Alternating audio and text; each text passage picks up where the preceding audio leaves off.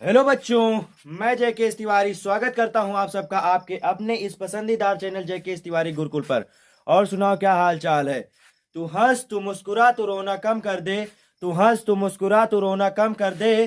तू जिंदा है जिंदा रहे और जिंदगी की नाक में। तो आज हम इस क्लास में जो 0.1 सीरीज के लेक्चर नंबर फर्स्ट में क्लास 10th के मैथ विषय के वेरी वेरी इंपॉर्टेंट बहुविकल्पी प्रश्नों को पढ़ने वाले हैं जो पिछले वर्ष पूछे गए हैं, जिसमें का प्रश्न नंबर फर्स्ट, किन्हीं दो धनात्मक पूर्णांकों ए व बी के लिए क्या होता है।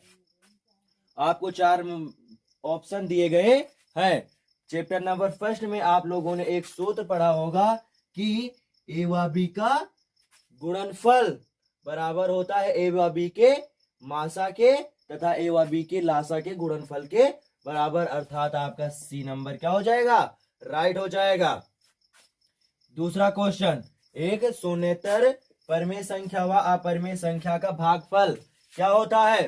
तो परमेय संख्या का मतलब परमेय संख्या को अपरमेय से भाग देना है। तो क्या करें, हम परमेय से अपरमेय को जैसे भाग देंगे तैसे हमें क्या होगा, अपरमेय संख्या प्राप्त हो जाएगी।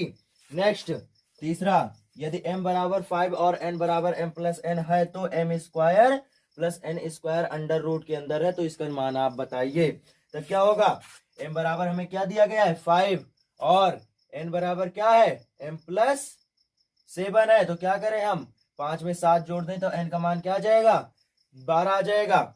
और क्या करें हम, अब अंडर रूट के अंदर दिया गया है तो 5 का स्क्वायर और प्लस में 12 का स्क्वायर क्या हो जाएगा, दोनों को जोड़ेंगे तो हमें क्या मिलेगा 159, और 159 क्या है 13 का स्क्वायर है, अर्थात आपका ऑप्शन नंबर सी क्या है, राइट हो जाए। तो आपका क्वेश्चन नंबर चौथा है, किसी परिमेय संख्या के लिए समतुल्य परिमेय संख्याएं होंगी। समतुल्य परिमेय संख्या का मतलब रेशियो समान होना चाहिए, अर्थात 1/3, 2/6, 3/9 और 4/12। ऐसे ही और भी परिमेय संख्याएं बन सकती हैं, जैसे 5/15, उसका भी रेशियो क्या होगा 1/3 हो गया, अर्थात किसी परिमेय संख्या की अनंत असमतुल्य परिमेय संख्याएं हो सकती है। Question number 5, a1x plus b1y plus c1 equal to 0 तथा a2x plus b2y plus c2 equal to 0 दो रैखिक समीकरण हैं। यदि a1 upon a2 equal to b1 upon b2 equal to c1 upon c2 है तो रेखाएं समांतर या रेखाएं प्रतिच्छेदी या रेखाएं संपाती या इनमें से कोई नहीं।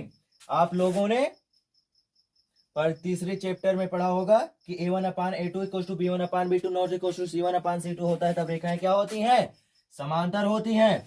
और next a1 upon a2 not equal to b1 upon b2, तब रेखाएं क्या होती हैं, प्रतिच्छेदी होती हैं। तथा a1 upon a2 equal to b1 upon b2 equal to c1 upon c2, तब रेखाएं संपाती होती हैं, अर्थात आपका सी नंबर क्या राइट है। क्वेश्चन नंबर 6 है, किसी संख्या का 1/3 भाग 21 है तो वह संख्या है। हम मान लेते हैं कि वह संख्या क्या है, x है, तब x का 1/3 भाग अर्थात 1 का तीसरा पार्ट, तो क्या हो जाएगा 21 दिया गया है।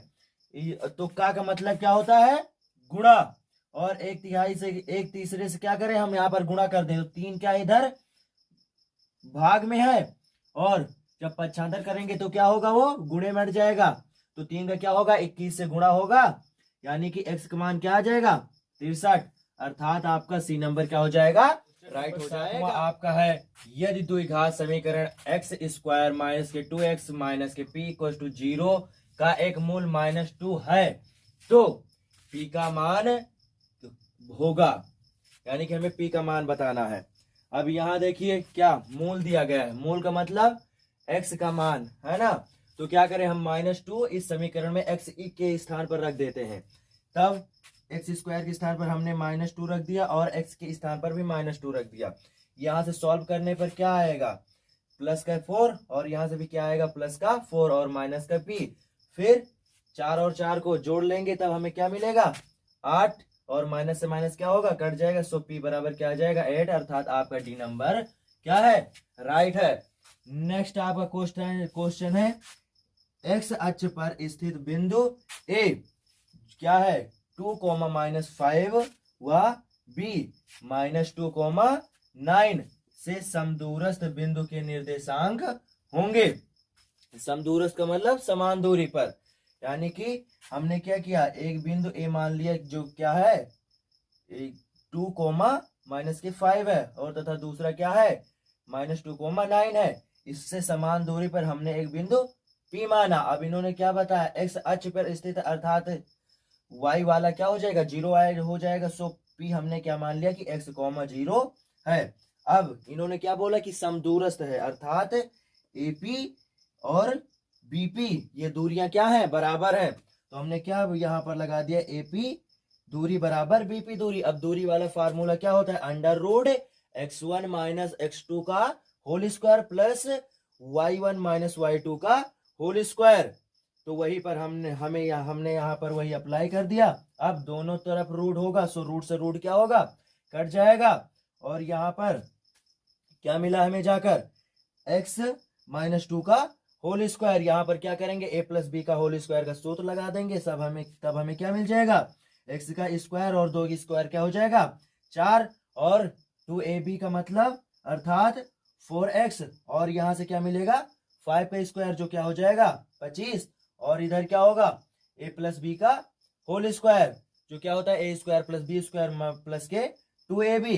तो यहाँ से हमें क्या मिलेगा x² प्लस के 4 और प्लस में 4x, और यहाँ से क्या मिलेगा माइनस के 9, और इसका स्क्वायर क्या हो जाएगा 81। अब यहाँ पर x² इस ओर भी है और x² इस ओर भी है, 4 भी इस ओर 4 भी इस ओर है। सो दोनों क्या हो जाएंगे, कट जाएंगे। अब इधर क्या है -4 इधर है +4। अब क्या करें हम इसे 75 कर लें, तब क्या आ जाएगा -4x और -4x, और इधर क्या है 81, और 25 को उधर 75 करके ले जाएंगे तो माइनस क्या आ जाएगा 25 आ जाएगा। अब -4x और -4x को क्या करेंगे हम जोड़ लेंगे, तब हमें क्या मिल जाएगा -8x, और इधर जब माइनस होगा तो क्या आ जाएगा 56, और 8 सत्ते 56, यानी कि 56 8 बार 7 बार में 8 से कट जाएगा। सो x का मान क्या आ जाएगा आपका -7। और अब यहाँ पर हमने P बिंदु क्या माना था x, 0, यानी कि x स्थान पर हम क्या कर दे -7, अर्थात इन दोनों बिंदुओं से समदूरस्थ x अक्ष पर स्थित बिंदु क्या हो जाएगा -7, 0, अर्थात आपका ऑप्शन नंबर ए राइट है। किसी घटना के घटने की प्रायिकता 0.6 है, तो इस घटना के ना घटने की प्रायिकता होगी। इसके लिए एक सूत्र होता है कि घटना ना घटने की प्रायिकता बराबर होता है न्यूनतम घटना घटने की प्रायिकता माइनस घटना घटने की प्रायिकता। यानी न्यूनतम घटना घटने की प्रायिकता का मतलब कितनी कम घटना घट सकती है। अब सबसे कम एक घटना घटेगी, है ना। अब इसमें से क्या जितनी घटना घटी अर्थात 0.6 को क्या करें हम माइनस कर दें, तब क्या आ जाएगा 0.4, अर्थात घटना घटने की प्रायिकता क्या है 0.4। सो आपका ऑप्शन नंबर ए क्या हो जाएगा राइट हो जाएगा। नेक्स्ट क्वेश्चन नंबर 10, त्रिभुज एबीसी एक समद्विबाहु त्रिभुज है जिसमें AB बराबर क्या है BC। तो हमें बताना है कि इसमें से कौन सा ऑप्शन राइट है। तो समद्विबाहु त्रिभुज का मतलब एक ऐसा त्रिभुज जिसकी क्या हो दो भुजाएं समान हो, है ना। तो हमने क्या लिया ABC एक कोण ले लिया, और ये AB बराबर है किसके BC के। तो एक इसके लिए प्रमेय होती है, तो हम क्या लिखेंगे कि प्रमेय अनुसार किसी त्रिभुज की समान भुजाओं के कोण क्या होते हैं बराबर होते हैं, अर्थात आपका ऑप्शन नंबर क्या हो जाएगा सी राइट है, यानी कि कोण B बराबर क्या कोण C होगा। आज तक यही आप लोगों को थंबनेल पर मिला होगा 50 वेरी इंपॉर्टेंट क्वेश्चन, लेकिन अब ज्यादा लॉन्ग वीडियो नहीं करेंगे, यहीं तक रहेगा। इसके बाद में नेक्स्ट क्लास में मैं इसके आगे बताऊंगा, और यहाँ पर केवल मैंने सॉल्यूशन करवाया है। यदि आप लोग हैंड रिटन नोट्स लेना चाहते हो तो हमारे Telegram channel JK Tiwari Gurukul को ज्वाइन कर लीजिए। उसमें हैंड रिटन नोट्स खुद मेरे हाथ की लिखी हुई नोट्स आप लोगों को मिल जाएगी। ओके, फिर बाय बच्चों।